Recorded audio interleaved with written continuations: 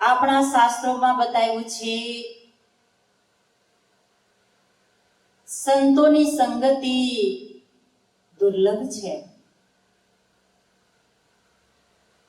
तुलसीदास जी कहे छे सुत दारा और लक्ष्मी पापी घर भी होय संत समागम हरि कथा तुलसी दुर्लभ दोई। पुत्र परिवार धन संपत्ति स्त्री आ तो एक सठ व्यक्ति होय छे एने त्यां पण मळी जाय छे, परंतु संतोनो संग अने भगवाननी कथा माने सत्संग आ बे वस्तु संसार में दुर्लभ बतावी छे। एने कोण मेळवी शके? सत्संग ने कोण श्रवण करे? तो शास्त्रोनो एवो निचोड़ छे के पुण्यशाળી जीव होय छे ए ज आवा सत्संग रूपी ज्ञान गंगा में डूबकी लगावी शके छे, पोताना मन ने पवित्र बनावी शके छे। केम के मन ने जो पवित्र करवा वाळुं साधन होय तो सत्संग छे अने एवो सत्संग केवल संतो पासेथी प्राप्त थाय छे। एटले ज्यारे जीवનમાં સત્સંગનો પ્રભાવ પડે છે ત્યારે જીવનનું પરિવર્તન થાય છે। જેવી રીતે એક છોડને પાણી મળે છે તો છોડમાં વિકાસ થાય છે, એમાં ફળ લાગે છે। કોઈ ફૂલનો છોડ હોય તેમાં ફૂલ ખીલે છે અને સુગંધ આપે છે। ઠીક એવી રીતે આ જીવનમાં પણ જો સત્સંગ રૂપી પાણી મળે અને સંતોની સંગતિ પ્રાપ્ત થાય તો આ જીવનમાં ભક્તિ રૂપી ફૂલ ખીલવા લાગે છે અને જીવન એક સુગંધિત બની જાય છે। જીવનમાં ભક્તિ પ્રવેશ કરે છે। એટલે આપણા શાસ્ત્રો એમ સમજાવે છે કે અગર જીવનને जो साची दिशा आपी होय लक्ष्य प्राप्ति करावी छे तो महान संतोना संग में जाओ। केम के सद विचारो ज्यां सुधी प्राप्त न थाय त्यां सुधी जीवन में वळांग आवतो नथी। एटले सद विचारो द्वारा ज जीवनનું आचरण बने छे अने जीवन में विवेक उत्पन्न थाय छे। गरुड़ पुराण ની અંદર સુતજી મહારાજ બહુ સુંદર વાત બતાવે છે કે મનુષ્યનું જીવન ચાર વસ્તુથી તૈયાર થાય છે: આહાર, વિચાર, આચાર અને સંગતિ। આ ચાર વસ્તુનો જ્યારે સમન્વય થાય છે ત્યારે જીવન તૈયાર થાય છે। તો મનુષ્ય જીવન તો શ્રેષ્ઠ છે અને એને ઉત્તમ અને શ્રેષ્ઠ બનાવવું છે તો આ ચાર વસ્તુની જરૂર પડશે। સર્વપ્રથમ આહારની વાત કરી। આહાર કેવો? તો કીધું કે સાત્વિક આહાર હોવો જોઈએ। સાત્વિક આહાર ने ग्रहण करीशु तो विचारो सात्विक बनशे। तामसिक आहार न खावाना पदार्थों सेवन जो करवामां आवे तो कीधुं के अन्न एवा ओडकार जेवा आहार एवा विचार बनी जाय छे अने विचारो द्वारा ज आपणुं आचरण बने छे। तो सारा विचार ने मेळववा माटे सारी संगतिनी जरूर पड़े छे अने तो ज जीवनमां आचरण तैयार थशे। विवेकी बनशो। आचरणनो मतलब विवेक।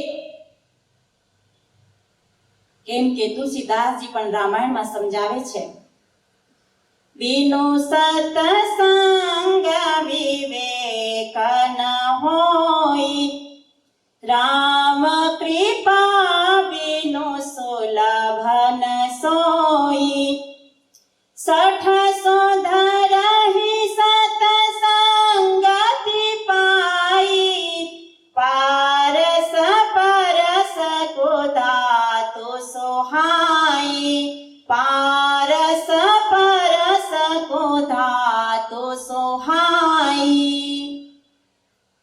આજે અહીંયા વિવેક માટે જીવને સમજાવવાનો પ્રયાસ કર્યો છે. સત્સંગ વગર વિવેક નથી આવતો, આચરણમાં જીવ આવતો નથી. મને એક વાત યાદ આવી. એક વખત પ્રભુ શ્રી રામ અને માતા સીતાજી આસન લગાવીને બેઠા હતા. લક્ષ્મણજી ભગવાનની સેવા કરતા હતા. અચાનક પ્રભુ શ્રી રામ લક્ષ્મણજીને કહે છે કે હે લક્ષ્મણ, કોના ચરણ સુંદર છે? આ ચરણ સુંદર છે કે આ ચરણ સુંદર છે? મતલબ કે મારા ચરણ સુંદર છે કે સીતાજીના ચરણ સુંદર છે?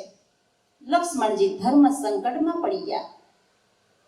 કેમ કે પ્રભુ શ્રી રામને એ સ્વયં પોતાના પિતા પરમેશ્વર સમજતા હતા. અગર લક્ષ્મણજી જો રામના ચરણ સુંદર છે એમ કહે તો પ્રભુ શ્રી રામનું અપમાન થાય, એમના પ્રભુનું અપમાન થાય. અને માતાના ચરણ સુંદર એમ કહે તેમની માં જગદંબાનું અપમાન થાય. એ તો કોઈનું અપમાન નહોતા ચાહતા. લક્ષ્મણજી વિચાર કર્યો અને ભગવાનને કહે છે કે પ્રભુ, આ ચરણ પણ સુંદર નથી, આ ચરણ પણ સુંદર નથી, આચરણ સુંદર હોવું જોઈએ. કેટલી સરસ વાત કરી.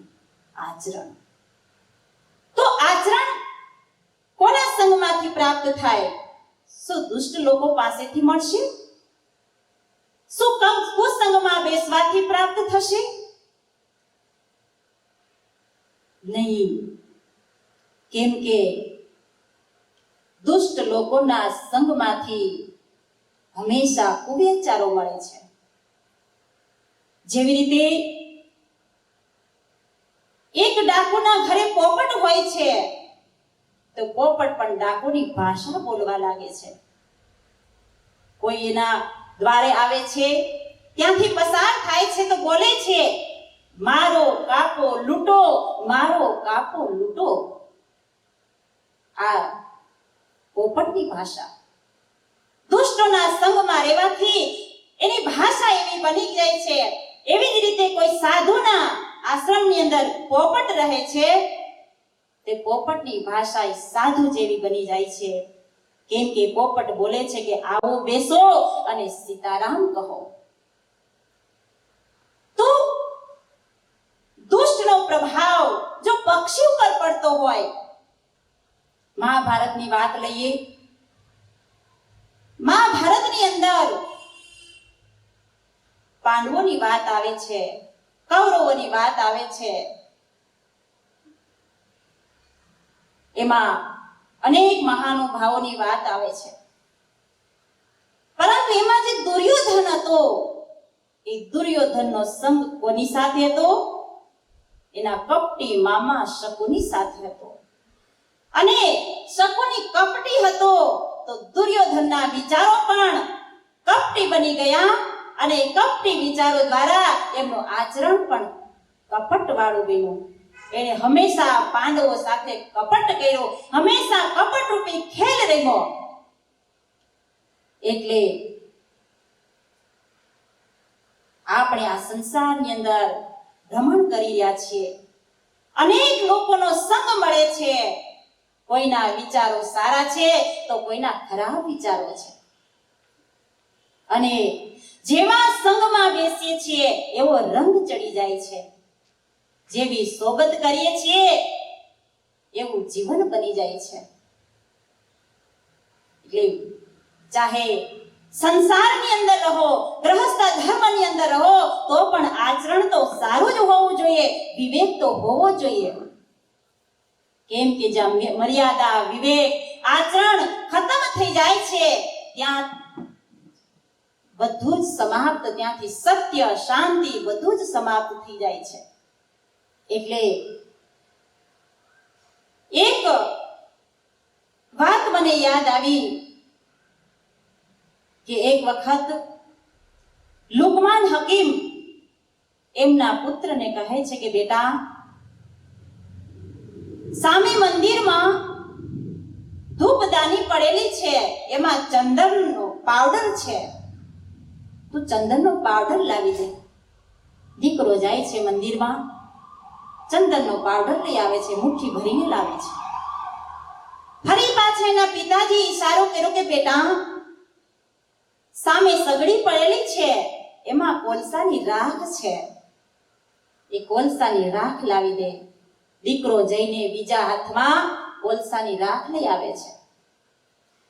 હવે લુકમાન કહે છે કે બેટા, તે બે હાથમાં એક એક વસ્તુ પકડી છે, એકમાં ચંદનનો પાવડર તો બીજામાં કોલસાની રાખ, બંને વસ્તુ ફેંકી દે.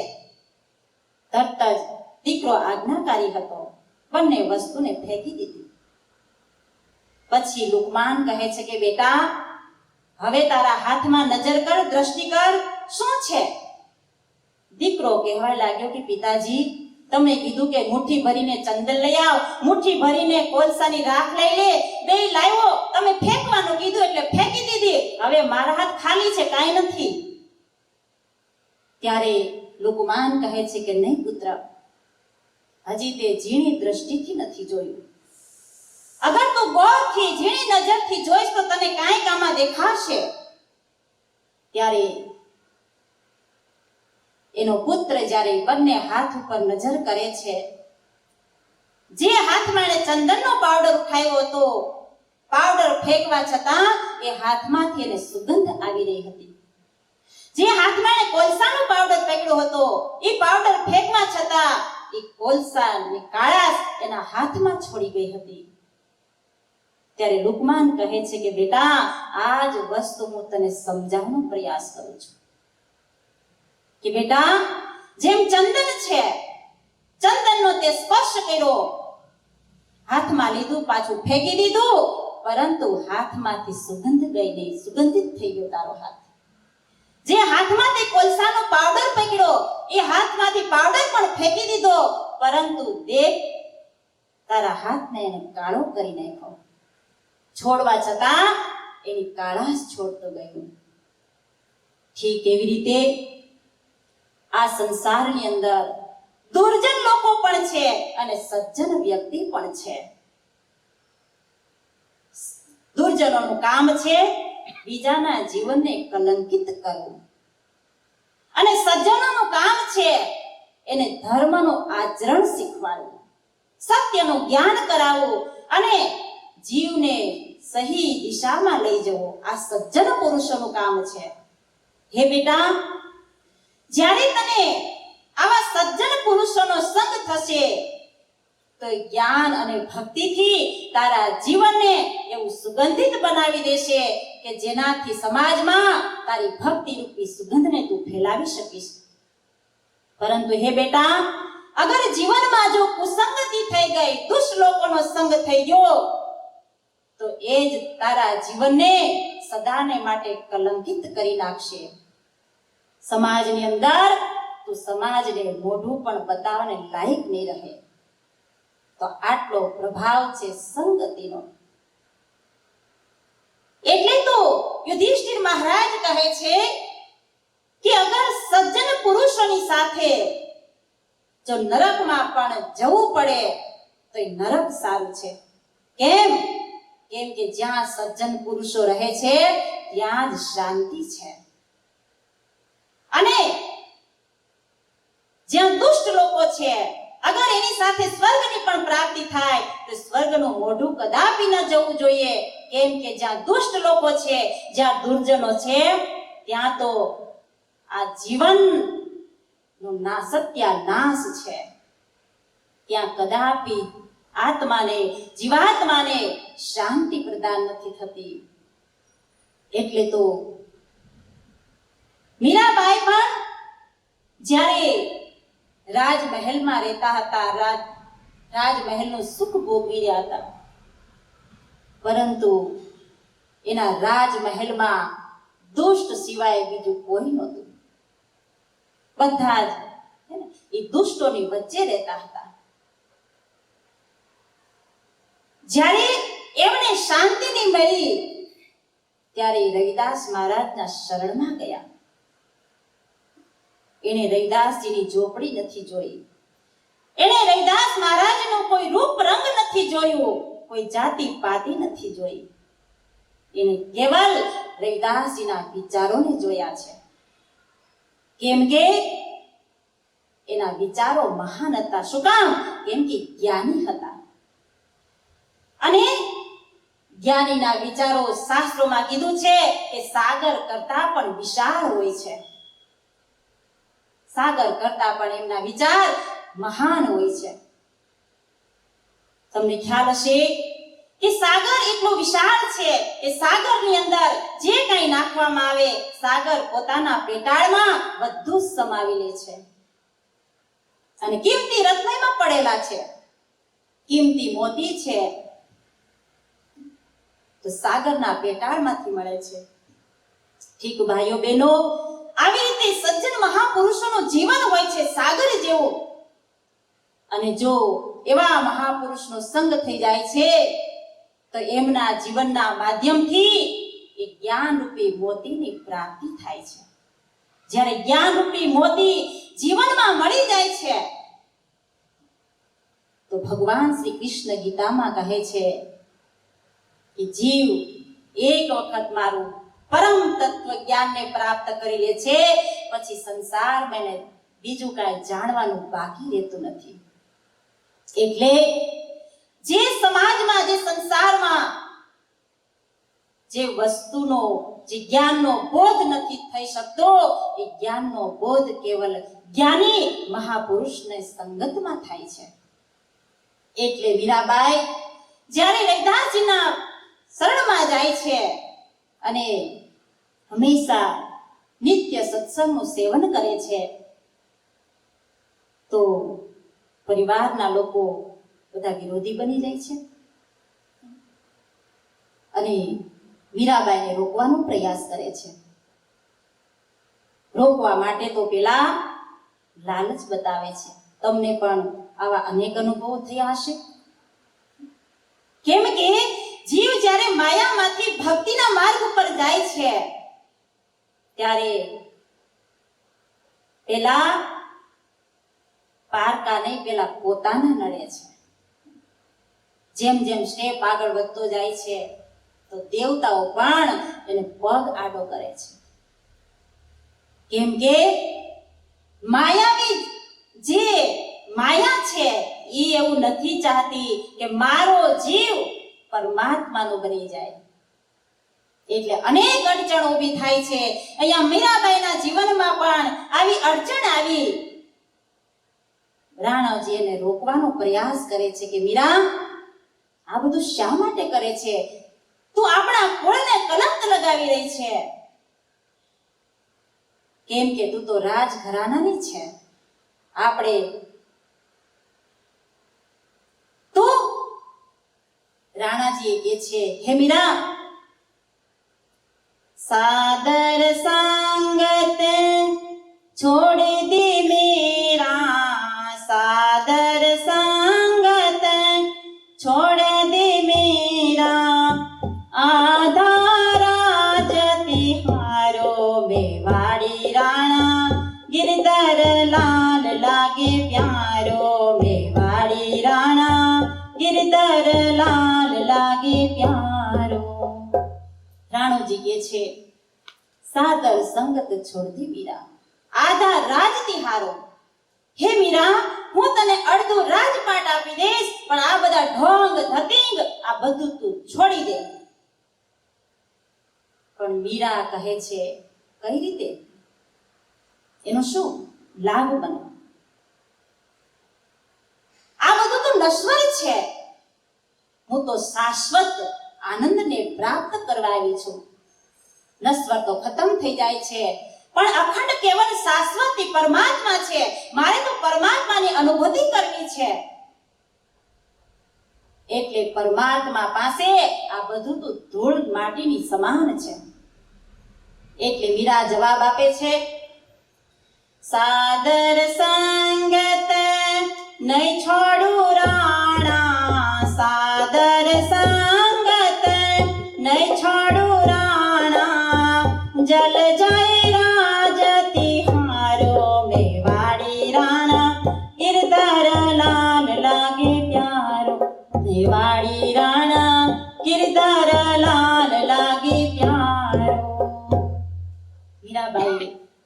રાણાજીને સમજાવ્યું કે મને તારે રાજપાટની કોઈ પણ આશા ઈચ્છા નથી.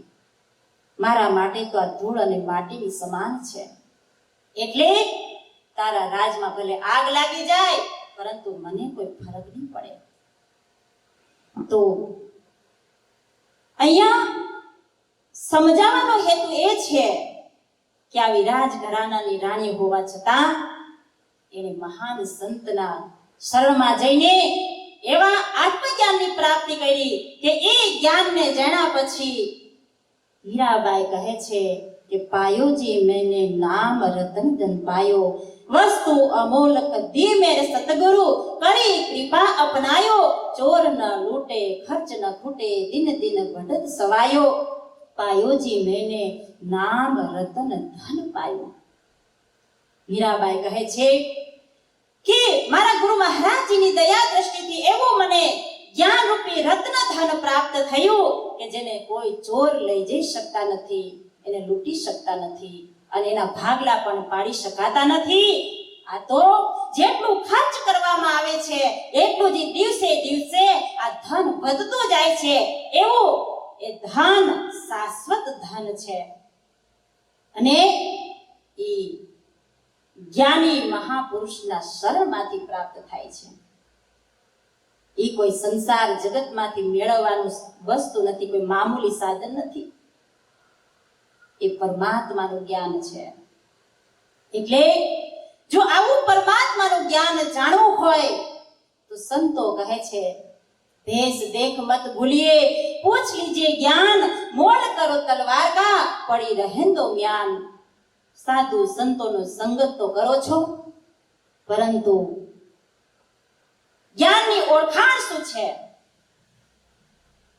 જ્ઞાનની ઓળખાણ આત્માથી થાય છે. જે જ્ઞાની સંત હોય છે એ આત્માનો પરિચય કરાવી દે છે અને આત્માનો પરિચય જેને થઈ જાય છે એને પરમાત્માનું જ્ઞાન થઈ જાય છે.